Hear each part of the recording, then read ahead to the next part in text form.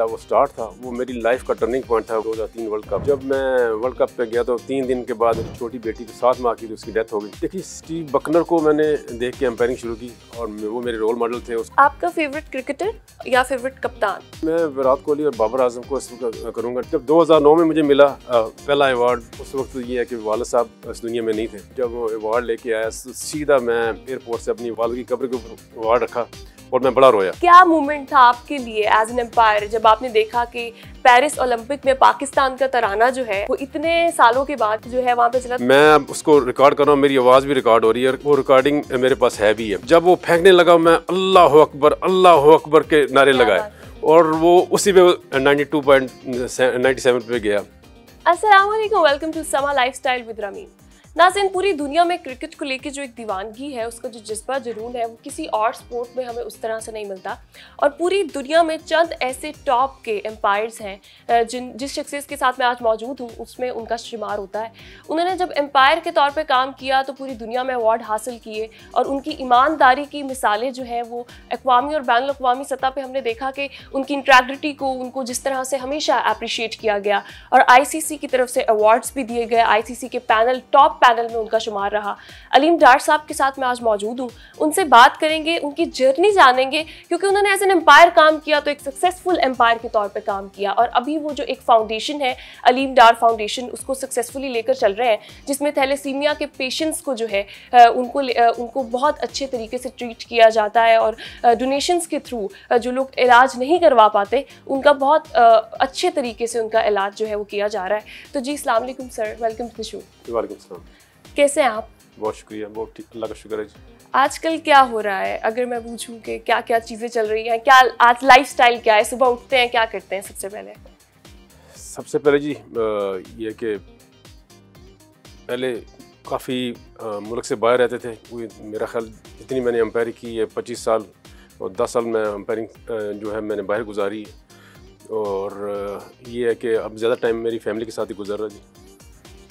Family के साथ गुजरे। अच्छा, आप क्रिकेटर भी रहे कुछ अरसा, आपने बैटर भी रहे और बॉलर, फिर आपने एम्पायर को चूज़ किया, तो क्या हमेशा से एम्पायर बनना चाहते थे या फिर क्रिकेटर बनना चाहते थे और एक्सीडेंटली एम्पायर बन गए? देखें, हर इंसान की ख्वाहिश होती है कि लाइफ में कुछ बने। मेरी भी ख्वाहिश थी कि मैं क्रिकेटर बनूं। मैं बड़ी कोशिश की। हमारी पूरे ख़ानदान में कोई स्पोर्ट्स पर्सन नहीं था और मेरे जब वालिदैन गुजरांवाला में थे, हालांकि वालिद साहब मेरे जो थे पुलिस में थे, उनकी पोस्टिंग ऐसी जगह पे हुई जहाँ क्रिकेट नहीं थी।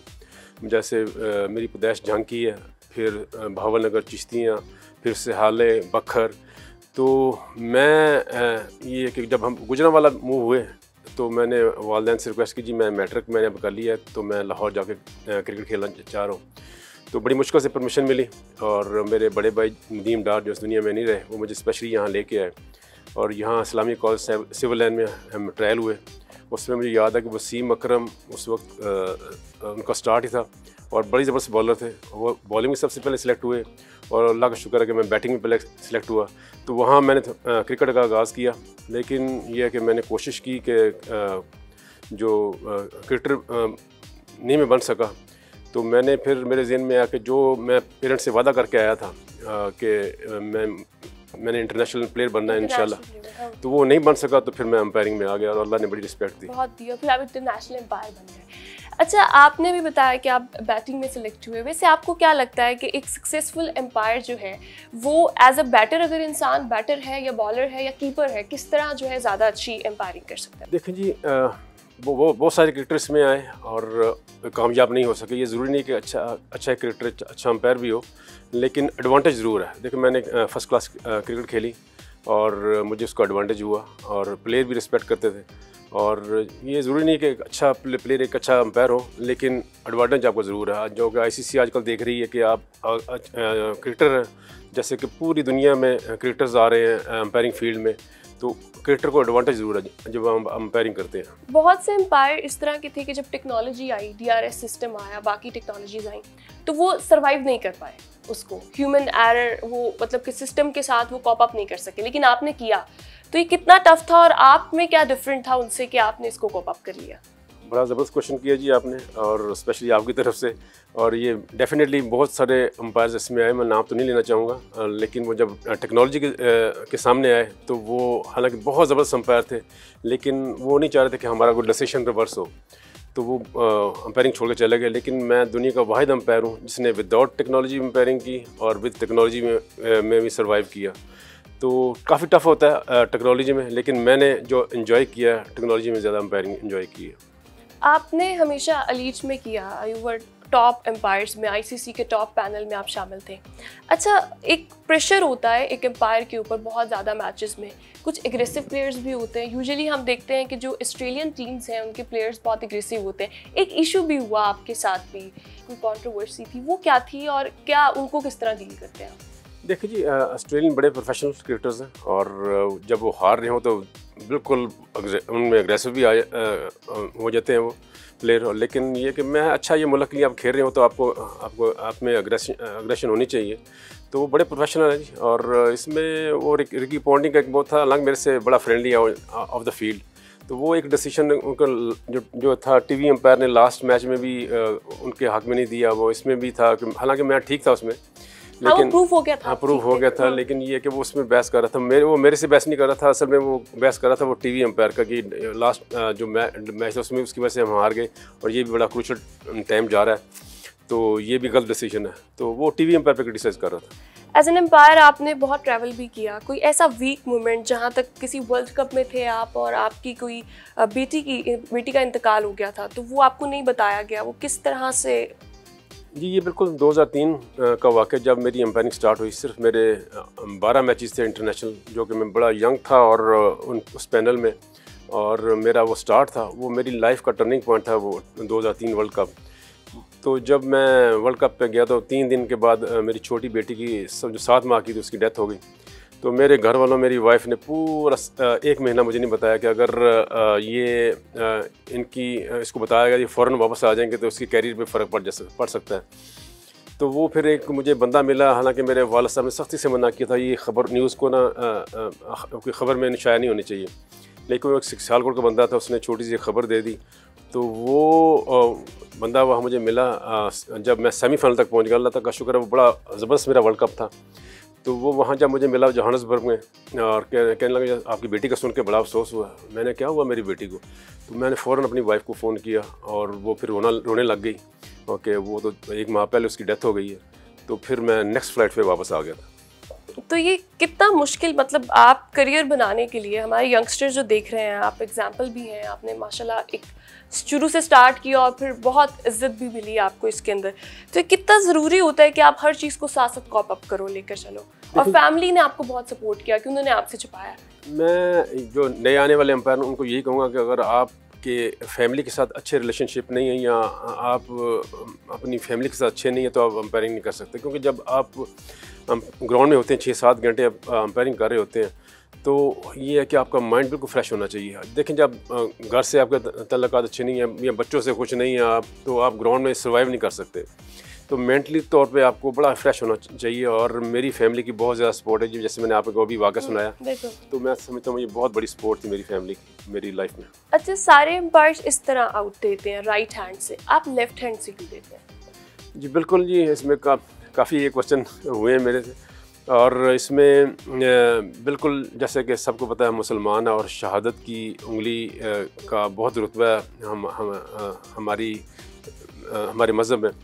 तो जब भी मैंने डिसीजन दिया, और मैं नहीं चाहता था कि मेरी शहादत की उंगली से ये कोई गलत डिसीजन हो, तो हमेशा मैंने जो है लेफ़्ट हैंड यूज़ किया और लेफ़्ट फिंगर को रेज़ किया 25 साल। अब जो मैंने फाउंडेशन शुरू की है उसमें अगर आपने मेरा लोगो देखा, उसमें मेरी ये राइट फिंगर शहादत वाली। लोग पूछते हैं अभी आप क्यों ये चेंज किया आपने? मैंने कहा ये जो काम मैंने किया इंसानियत की और अल्लाह की रज़ा के लिए किया, ये मेरा राइट डिसीजन है। आप तो बहुत से लोगों की फेवरेट एम्पायर है, आपका फेवरेट एम्पायर कौन? देखिए, स्टीव बकनर को मैंने देख के एम्पायरिंग शुरू की, बहुत बड़ा एम्पायर था वेस्ट इंडीज़ का। 129 टेस्ट मैचेस उसने किए और वो मेरे रोल मॉडल थे। उसको देख के मैंने एम्पायरिंग शुरू की, उसके साथ भी मैंने एम्पायरिंग की। और अभी बड़ा मैं खुशकिस्मत समझता हूँ जो मेरा रोल मॉडल है, मैं उसके मैचेस जो हैं टेस्ट मैचेस 129 है, मेरे 145 हैं। तो मैं उसको, ये बड़ी अल्लाह की मेहरबानी बात है। बिल्कुल पाकिस्तान में फैसिलिटीज़ की अगर हम बात करें एज एन एम्पायर, आपको कभी कोई इशू हुआ या फिर आपके लिए रिश्ते बहुत मतलब आप अपनी पैशन से चलते गए और आपने इंटरनेशनल लेवल पे अपना नाम बना लिया? देखिए, स्टार्ट में मैं बिल्कुल पाकिस्तान क्रिकेट बोर्ड को अप्रिशिएट करूँगा। और उसमें बिल्कुल जब मुझे याद है कि साकिब इरफान साहब का मुझे फ़ोन आया क्रिकेट बोर्ड से, मैं उस वक्त खेल रहा था लाहौर क्रिकेट ग्राउंड में LCC में, तो कि जी आपका इंटरनेशनल पैनल पे नाम चला गया ICC में। तो मैं बहुत ज़्यादा रोया कि इतनी छोटी उम्र में मेरा इतना नाम आ गया। तो मैं अप्रिशिएट करूँगा क्रिकेट बोर्ड को जी।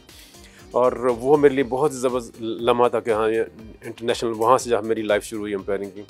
तो मैं क्रिकेट बोर्ड को ज़रूर अप्रिशिएट करूँगा जी। और जहाँ उन्होंने मुझे बड़ी जल्दी छोटी एज में मुझे चूज़ किया उन्होंने, और उसके बाद जो परफॉर्मेंस है वो अल्लाह की मेहरबानी आपके सामने है। आपका फेवरेट क्रिकेटर या फेवरेट कप्तान पूरी दुनिया में कौन है क्रिकेट में? देखिए जी, अंपायरिंग में कोई फेवरेट नहीं होता, लेकिन मैं जब मैच देख रहा हूँ तो मैं समझता हूँ कुछ मैं नाम ज़रूर लेना चाहूँगा, जिसमें बाबर आजम जैसे बहुत ज़बरदस्त क्रिकेट खेल रहे हैं, इंज़माम उल हक बड़े अच्छे प्लेयर थे, वसीम अकरम, वक़ार यूनुस बेस्ट बॉलर रहे हैं पाकिस्तान दुनिया के, और विराट कोहली बहुत ज़बरदस्त हैं जी, हाशिम आमला, इस तरह रिकी पॉन्टिंग और ब्रायन लारा और केन विलियमसन, ये मैं समझता हूँ वर्ल्ड के बड़े बेस्ट प्लेयर हैं। बिल्कुल, बहुत एजाज़ की बात है और हम सब के लिए बतौर पाकिस्तानी ये बहुत एजाज़ की बात है। अच्छा, हम पाकिस्तानी वैसे भी ओवरऑल आपने बहुत ट्रैवल भी किया, आपकी फादर की पोस्टिंग होती थी उसके, तो खाने हम बड़े शौकीन हैं। तो अलीम डार का फेवरेट खाना कौन सा है? देखिए जी, खाने जो भी सामने आए तो मैं बिल्कुल बड़े शौक़ से खाता हूँ, लेकिन यह है कि मैं ज़्यादा प्रेफर करता हूँ कि कभी कोई मुझसे पूछे तो मैं दाल गोश्त को ज़्यादा पसंद करता हूँ खाने में। अच्छा, आपकी एम्पायरिंग के ऊपर हमने बात की, अवार्ड्स के ऊपर आते हैं। अवार्ड्स के ऊपर आने से के बाद मैं आपसे बात करूँगी आपकी फाउंडेशन के ऊपर। बेसिकली आप एक सक्सेसफुल एम्पायर, फिर अलीम डार क्रिकेट एकेडमी आपने ट्रेनिंग के लिए वो भी की, अब थैलेसीमिया की ये ख्याल कैसे आया, इसके पीछे क्या स्टोरी है? देखिए, जैसे आपने अवार्ड्स की बात की, अल्लाह का शुक्र है जी, सबसे ज़्यादा दुनिया में जो टेस्ट मैचेस किए हैं मैंने किए हैं, और सबसे ज़्यादा वनडे में मेरे, और ओवरऑल आप करें तो सबसे ज़्यादा इंटरनेशनल मैचेस भी मेरे हैं, जो कि मैं समझता हूँ सारे अवार्ड पाकिस्तान के अवार्ड हैं, और बीइंग पाकिस्तान मुझे इस पर फ़ख्र है। और इसके अलावा सितारा इम्तियाज़ अल्लाह ने मुझे इससे नवाजा है, प्राइड ऑफ परफॉर्मेंस अल्लाह ने मुझे दी है जी, और ये भी बहुत मेरे लिए अवार्ड है। 3 कंसेक्यूटिव 2009 से 11 तक डेविड शेफर्ड वाला भी आपको वो अवार्ड मिला? जी बिल्कुल, उसमें मैं थोड़ा सा बताना चाहूँगा। मेरे वाला साहब जो इस दुनिया में नहीं रहे, 6, 7 और 8 दो मैं बात कर रहा हूँ, बड़े ही कॉन्फिडेंट थे कि मेरे बेटे को वर्ल्ड का बेस्ट एम्पायर मिलेगा। लेकिन ये है कि वो बिल्कुल, जब मैं वहाँ जब अवार्ड अनाउंस भी होने लगे तो सारे कैमरे मेरे के ऊपर, मैंने कहा यार मैं इस दफ़ा पक्का हो गया। ये 3 साल मेरे साथ हुआ कि सारे कैमरे मेरे पे फोकस हो गए कि अभी अलीम डार को अनाउंस करना है, और मैं भी बड़ा कॉन्फिडेंट था, मैच रेफरी भी बड़े कॉन्फिडेंट थे, लेकिन साइमन टाफल वो बन गया एम्पायर ऑफ द ईयर। तो वाला साहब की बड़ी ख्वाहिश थी, तो मैं वो जब आके वाला साहब को देखता था, कोई नहीं यार आपका वो, चलो आप उसमें तो आया, लेकिन उनकी मैं जो देखता था कि ये खुश नहीं है कि मेरे बेटे को अवार्ड मिलना चाहिए था। जब 2009 में मुझे मिला पहला अवार्ड, तो उस वक्त ये है कि वाला साहब इस दुनिया में नहीं थे। तो मुझे याद है कि मैं जब अवार्ड लेके आया, सीधा मैं जो एयरपोर्ट से अपनी वालिद की कब्र के ऊपर अवार्ड रखा, और मैं बड़ा रोया, वो मुझे अभी तक याद है। तो ये है कि अल्लाह का शुक्र है, मुझे एम्पायरिंग में जितने भी अवार्ड्स हैं अल्लाह का शुक्र है मेरे पास। आपकी फाउंडेशन के पीछे क्या विजन था, क्या सोच आई? बिल्कुल जी, जिस तरह देखें, मेरी ख्वाहिश थी कि ये रिटायरमेंट के बाद ये है कि मेरे पास जगह थी, मैंने कहा यहाँ मुझे गांव की लाइफ असल में बड़ी पसंद है कि मैं पूरा उसमें फार्म हाउस बनाऊँ, बिल्कुल गांव की लाइफ एक मैं बनाऊँ, और जो रेस्ट ऑफ लाइफ वहाँ मैं गुजारूँ एक जगह पे, पूरा एक गाँव बना के। तो लेकिन ये है कि फिर एकदम ख्याल आया कि अल्लाह ने 25 साल इतनी रिस्पेक्ट दी और इतना कुछ दिया, लेकिन ये कि तुमने इंसानियत के लिए क्या किया। अलीम डार फाउंडेशन मैंने मेरा ख्याल 12 साल से कर रही, लेकिन जब कोई ज़लज़ल आता है या सैलाब आता है या कोई आफत पाकिस्तान पे आती खुदा न खास्ता, तो मेरी कोशिश होती है कि दोस्तों से रिक्वेस्ट करके उसमें कंट्रीब्यूशन की जाए, तो लेकिन वो रजिस्टर्ड नहीं थी। तो थैलेसीमिया में आने का ये कि मेरे दोस्त महमूद भट्ट साहब हैं थे, वो जो इस दुनिया में नहीं रहे, वो मुझे लेके आए इस थैलेसीमिया में। तो उनका आने का मकसद मैं बाद में बताऊँगा कि हमारा मकसद क्या था। तो इन बच्चों के साथ मैं 7 साल से ब्लड इकट्ठा कर रहा था, वो महमूद भट्ट साहब के साथ। तो ब्लड इकट्ठा करके हम मुख्तलिफ एनजीओ को देते थे थैलेसीमिया के बच्चों को, जो कि मैं समझता लोग जो है ना पैसा तो देते हैं लेकिन ब्लड नहीं देते। लेकिन अल्लाह का शुक्र है कि हमें लोग ब्लड देते हैं। और हमारा बड़ा ज़बरदस्त अभी पंजाब पुलिस का भी कैंप लगा, हमारे और भी आर्म फोर्सेस में। मैंने आपकी फाउंडेशन विज़िट भी की, अलीम डार फाउंडेशन। मैंने बहुत सारी और फाउंडेशंस भी विज़िट की, लेकिन जो मयार आपने वहाँ पे लैब का या फिर डॉक्टर की फैसिलिटीज़ दी हैं वो हमें कहीं और देखने को नहीं मिलती। वो बहुत एक इस्टेब्लिश इंटरनेशनल लेवल की लैब है। तो ये सारा कितना टाइम लगा आपको इसको एग्जीक्यूट करने में? देखें, इसमें मैं सबसे पहले जो मेरे मैं कुछ डोनर्स का शुक्रिया अदा करना चाहूँगा जिन्होंने लैब में हमारी बड़ी मदद की। बड़ा टफ़ था कि हमारी ये जो टाइम सुन के आप हैरान होंगे कि विदिन जो आप देख के हैं विदिन 7 मंथ हमारी ये अचीवमेंट थी और बच्चों को ब्लड लगना शुरू हो गया। लेकिन फिर वो बात करूँगा कि हमारा इसमें आने का मकसद क्या है। कि इसमें आने का मकसद ये है कि जी काफ़ी एनजीओज़ है जो ब्लड तो बच्चों को लगा रही हैं, लेकिन इस मर्ज़ को ख़त्म करने की तरफ को नहीं जा रहा, कोई अवेयरनेस की तरफ नहीं जा रहा। अल्लाह का शुक्र है जी, बड़े बड़े क्रिकेटर्स हमारे साथ इन्वॉल्व हैं जो अवेयरनेस हम दे रहे हैं। जागीर खान साहब हमारे साथ हैं जो स्क्वाश के प्लेयर हैं, उनके ज़रिए हम अवेयरनेस दे रहे हैं लोगों को ये थैलेसीमिया है क्या, शादी से पहले ये टेस्ट करवाएं।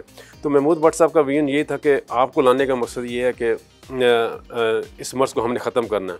तो ऑलरेडी हमारी एप्लीकेशन चीफ मिनिस्टर साहब के पास चली हुई है कि हमने इस मर्ज़ को ख़त्म करना जी। शादी से पहले इसका टेस्ट कंपल्सरी करार दिया जाए। हर बंदा इसको टेस्ट करना ज़रूरी है, वरना आपका निकाह नहीं हो सकता। तो इसी तरह हम इस मर्ज़ को हम ख़त्म कर सकते हैं।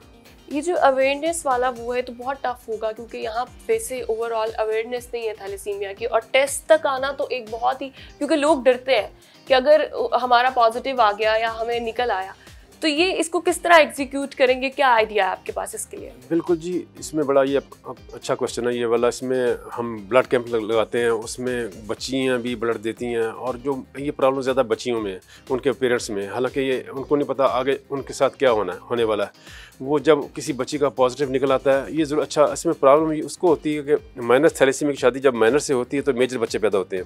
अगर एक माइनर है और एक अफेक्टेड है तो वो बच्चे उनके नॉर्मल होंगे, उनके बच्चों में जीन्स हो सकते हैं। लेकिन ये कि अगर दोनों में है फिर ये प्रॉब्लम। तो जब बच्चियों में कोई ऐसी चीज़ नज़र आ जाती है वो हमारे पीछे पड़ जाते हैं पेरेंट्स की, अब ये बच्ची की शादी नहीं होनी आपने ये का निकाल दिया। ये तो अल्लाह की तरफ से है। लेकिन ये एक जो है ना माइनर थैलेसीमिया की जो वो नॉर्मल लाइफ गुजारता है, जैसे इब्रारुल हक हैं, मोहम्मद अली हैं, अमिताभ बच्चन हैं, ये माइनर थैलेसीमिया के मरीज़ हैं। तो ये नॉर्मल ज़िंदगी गुजार रहे हैं। प्रॉब्लम उस वक्त होती है जब माइनस की शादी माइनस से होती है, तो ये वो उस वक्त ज़्यादा प्रॉब्लम होती है। अच्छा अलीम डार साहब, थैलेसीमिया के अलावा आपकी फाउंडेशन का और क्या विजन है और क्या चीज़ें लेके चलेंगे आप इसमें? बिल्कुल जी, इसके अलावा हम ये सोच रहे हैं, इसमें मैं खालिद अब्बास डार साहब को बिल्कुल क्रेडिट दूँगा। उन्होंने मुझे बताया जी कि कई लोग ऐसे हैं जो अपना टेस्ट नहीं करवाते हैं और अल्लाह को प्यारे हो जाते हैं क्योंकि टेस्ट इतने महंगे हैं। तो आप लैब बनाएं जहां बिल्कुल नॉमिनल प्राइसेस हों और हर बंदा इसको अफोर्ड कर सके। तो इंशाल्लाह जी हम मेजर सिटी में, क्योंकि हमने एक लैब बना लिया, हमें पता है हम लैब कैसे बनती है, और इसमें हम इंशाल्लाह हर बड़े सिटी में लैब बनाएंगे और बिल्कुल नॉमिनल प्राइसेस रखेंगे टेस्ट की, हर बंदा इसको अफोर्ड कर सके। तो इसलिए एक तो हमारा ये विजन है जी।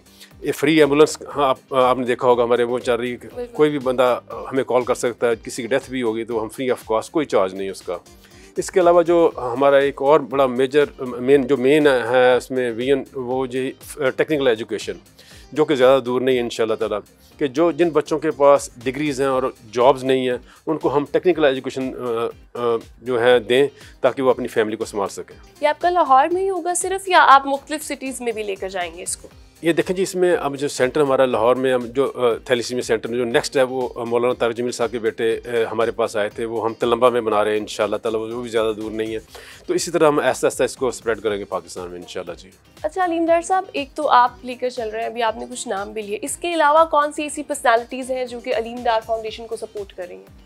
जी, अवेयरनेस के सिलसिले में बहुत हम इसमें लकी हैं, जिसमें बाबर आज़म है, रिजवान है, फ़ख्र हैं, नसीम शाह हैं और जहांगीर खान साहब का मैंने नाम लिया, फिर जावेद साहब हैं, और पहले हमारे साथ कदीर खान साहब थे, वो अल्लाह को प्यारे हो गए। फिर ये असम अमजद थे, माजिद खान साहब हैं। तो बहुत बहुत बड़े नाम हमारे साथ माशाल्लाह अटैच हैं। अभी हमारे साथ हैं कि इफ्तिखार ठाकर साहब हैं, अली मीर साहब हैं। इन दोनों को मैं स्पेशली बताऊँ, जब बच्चों को 4-5 घंटे ब्लड लगता है तो अली मीर भी आ जाते हैं, इफ्तिखार ठाकर साहब भी आ जाते हैं और बच्चों को वहाँ आगे हंसाते हैं। उनको पता नहीं होता कि हमें ब्लड लगा। तो मैं समझता हूँ इनकी बहुत बड़ी कंट्रीब्यूशन है। ठीक हो गया। अच्छा, हम आपको एज एन एम्पायर हमने आपको जाना, अब आप एक फाउंडेशन लेकर चल रहे हैं, ह्यूमैनिटी के लिए काम कर रहे हैं। तो अलीम डार लोगों के लिए तो एक मसीहा भी है, एम्पायर भी है, और एकेडमी भी आप रन कर रहे हैं। आपके नज़दीक अलीम डार क्या है? आप किस तरह ख़ुद को डिफ़ाइन करेंगे? जी, अगर इसमें देखा जी, मैं हमेशा कहता हूँ हाँ, मैं कि आप स्पोर्ट्स पर्सन हैं या जो भी हैं, शोबिज़ में हैं या सियासतदान हैं, कुछ भी हैं, तो आप मुल्क के एम्बेसडर्स हैं।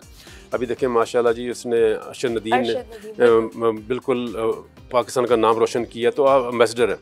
जब आपको फेम मिलता है ना, असल में मैं ये कहूँगा उसके बाद आप किस तरह सर्वाइव करते हैं पैसे के हिसाब से, कोई ऐसी चीज़ों कंट्रोवर्सी में ना पड़े। ये मेरे हर बंदे के लिए एडवाइस है कि आप जब पे कंट्रोवर्सी आती है तो वो आप पे नहीं आ रही होती, आपके मुल्क पे आ रही होती है। तो हमारा बड़ा प्यारा मुल्क है जी, हम 77 ईयर से इस मुल्क में रह रहे हैं, और ये मेरी नज़र में ये माँ की हैसियत है। हमें इसकी मेरे ख्याल ये ज़रूरत है कि हम हर प्रोफेशन में अच्छा परफॉर्म करें और इस मुल्क का नाम रोशन करें। तो अलीम डार, अगर मेरा पूछे तो 25 साल में जो मैं अपने आप को पॉजिटिव समझता हूँ, मेरे साथ कोई भी कंट्रोवर्सी नहीं है, जो मेरे लिए बहुत बड़े एजाज़ की बात है। और मैंने कोशिश की कि पाकिस्तान का नाम रोशन करूँ, और इसलिए मुझे फ़ख्र होता है ये जब लोग कहते हैं हर चैनल वाले कि ये फ़ख्र पाकिस्तान, तो मुझे इस पे फ़ख्र है जी। बिल्कुल, फ़ख्र पाकिस्तान, और मेरे ख्याल से अपनी जो मट्टी है उससे मोहब्बत तो वैसे ही एक बड़ी अनमोल चीज़ है। अभी आपने अरशद नदीम की बात की, तो क्या मोमेंट था आपके लिए एज एन एम्पायर जब आपने देखा कि पेरिस ओलंपिक में पाकिस्तान का तराना जो है, एंथम, वो इतने सालों के बाद जो है वहाँ पे चला, तो क्या आप कैसा फील कर रहे थे? बिल्कुल, मैं इसमें बताना चाहूँगी, मैंने अरशद नदीम से मेरा रब्ता है जी, और हम एक प्रोग्राम में मिले थे। उस वक्त बेचारा ये अभी स्टार्ट ही था उसका, लेकिन माशाल्लाह ये अब तो ये वर्ल्ड फेमस हो गया। और इसमें मुझे याद है कि लाइव मैं इसका प्रोग्राम देख रहा था, ये जब इसका जेवलिन का, और जब इसने फर्स्ट थ्रो से इसकी तो रिजेक्ट हो गई थी, जो सेकंड थ्रो पे ना मैं उसको रिकॉर्ड कर रहा हूँ, मेरी आवाज़ भी रिकॉर्ड हो रही है, और वो रिकॉर्डिंग मेरे पास है भी है। तो जब वो फेंकने लगा, मैं अल्लाह अकबर के नारे लगाए, और वो उसी पे वो जो 92.97 पे गया, और वो रिकॉर्डिंग मैंने उस अरशद नदीम को बजाई। देखो मेरी अपनी आवाज़ है, तो उसका फिर शुक्रिया का मैसेज भी आया। तो इंशाल्लाह जी उसको फाउंडेशन में बुलाएंगे, और उसको मैं अपनी तरफ से, फाउंडेशन की तरफ से नहीं दे सकता इनाम क्योंकि वो बच्चों के पैसे हैं, तो मैं अपनी तरफ से इंशाल्लाह इनाम दूंगा उसको।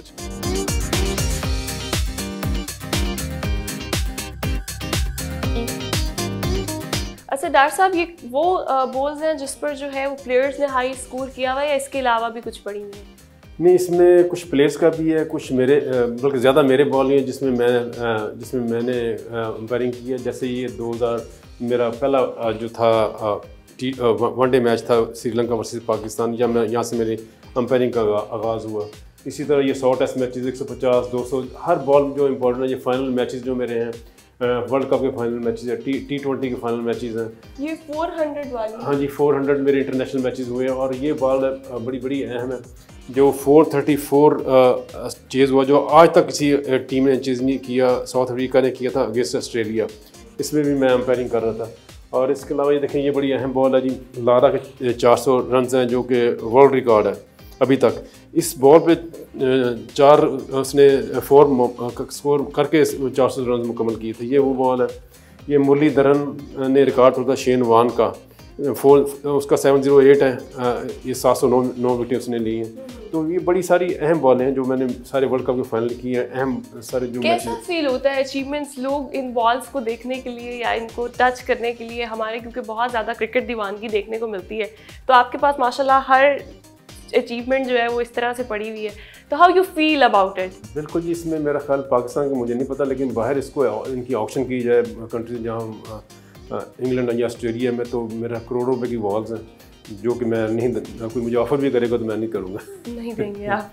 अच्छा, ये कॉर्नर बहुत इंपॉर्टेंट है। ये आपको आईसीसी की तरफ से 3 ट्रॉफीज मिली, 2009 मेरे ख्याल से गालबन 10 और 11। जी, ये वो ट्रॉफीज़ हैं 9 और 10 और 11 की। ये वैसे सारी ट्रॉफ़ी बड़ी अहम है, लेकिन ये बहुत ही अहम है। और ये एशेज़ होती है, आपको पता है, ये सारे वो मेडल जो मैंने एशेज़ के मैचेस किए इंग्लैंड और ऑस्ट्रेलिया के, ये वो सारे मेडल्स हैं जो मैंने इधर। तो ये एरिया काफ़ी इंपॉर्टेंट है ये वाला। ये आपके इंटरनेशनल सारी अचीवमेंट्स हैं बेसिकली। बिल्कुल सारी मेरी। और ये वाला कॉर्नर जो है, ये कौन सी शील्ड्स और वो सारा कुछ? ये मुख्तलिफ इसमें शील्ड्स हैं। इसमें ये शील्ड जो मैंने बांग्लादेश वर्सेस आयरलैंड ये मैच किया था, ये वो वाली शील्ड है जो मेरा लास्ट टेस्ट मैच था। तो ये वो वाली शील्ड है जी। इसके अलावा आप इधर अगर आएँ तो इसमें जो बैट कुछ प्लेयरों के हैं बड़े अहम, जैसे ये सचिन तेंदुलकर का बैट है। और ये है कि ये फ्लिंटॉफ का है, अब्दुल कादर ने मुझे दिया था, डेज़मंड हेंस का है, हाशिम आमला का है, फिर ये मोइन अली का है। तो ये स्टम्प्स भी हैं इसके साथ मेरी। ये बाबर की शर्ट है साइन हुई हुई?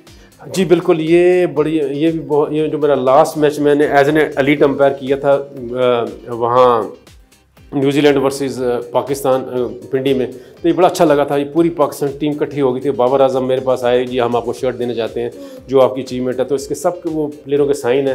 तो बाबर आजम ने वही शर्ट मुझे दी है, बड़ा ही अच्छा मुझे लगा। इसके अलावा मैंने शूज़ भी रखे हुए हैं जो कि मैंने वर्ल्ड कप के चैंपियंस ट्रॉफी के फाइनल किए हैं, वो भी मेरे पास पड़े हुए हैं। वो भी आपने सेव रखे हुए हैं। माशाल्लाह, आपने मेरे ख्याल से हर मेमोरी को बड़े अच्छे तरीके से पूरी यहाँ पे एंटर होते हुए आपकी शख्सियत का जो ये पहलू है, जो ये अचीवमेंट्स हैं, वो बड़े अच्छे तरीके से हम इसको मेरे ख्याल से कोई भी देखने वाले भी देख रहे हैं, उसको समझ सकते हैं कि अलीम डार बेसिकली उन्होंने अपनी पूरी ज़िंदगी में माशाल्लाह कितनी ज़्यादा अचीवमेंट्स जो हैं वो पाकिस्तान के नाम किए हैं, चाहे वो अक़वामी सतह पर थी या फिर बैनुल-अक़वामी सतह पर थी। अच्छा, कौन सा ऐसा एक ग्राउंड था, आपने मुख्तलिफ ग्राउंड्स की आपकी सारी अचीवमेंट्स हैं, जो आपके दिल के बहुत करीब है, जहाँ पर आपने एज एन एम्पायर काम किया? देखिए, वैसे तो माशाल्लाह बहुत अच्छी ग्राउंड्स वर्ल्ड में, लॉर्ड्स है, MCG है, लेकिन जो मेरे दिल के करीब वो मैं ये समझूंगा जहाँ मेरा नाम है कज़ाफ़ी स्टेडियम, उसमें जो अंपायर्स रूम है वो मेरे नाम पे है। तो मेरे दिल के जो करीब पूछेंगे तो सबसे ज़्यादा वही करीब है ग्राउंड। बिल्कुल वही करीब है। और पाकिस्तान में से मतलब बहुत कम लोग इस लेवल तक जो है वो एम्पायर हो, चाहे वो कोई क्रिकेटर हो, अपना नाम बनाना बहुत मुश्किल होता है।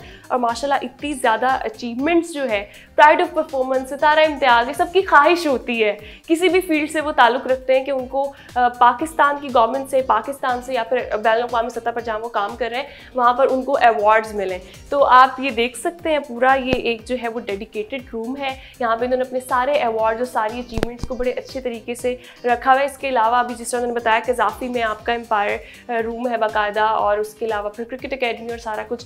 तो thank you so much Aleem Dar साहब, बहुत अच्छा लगा। और ये अचीवमेंट देखिए मेरे लिए बहुत बड़ी इंस्पिरेशन है, ये मेरे लिए और हम जैसे सब यंगस्टर्स के लिए बहुत इंस्पिरेशन है कि हम इसको देखकर हम भी कोशिश करें कि 2-4 का एडिशन हम भी कर सकें।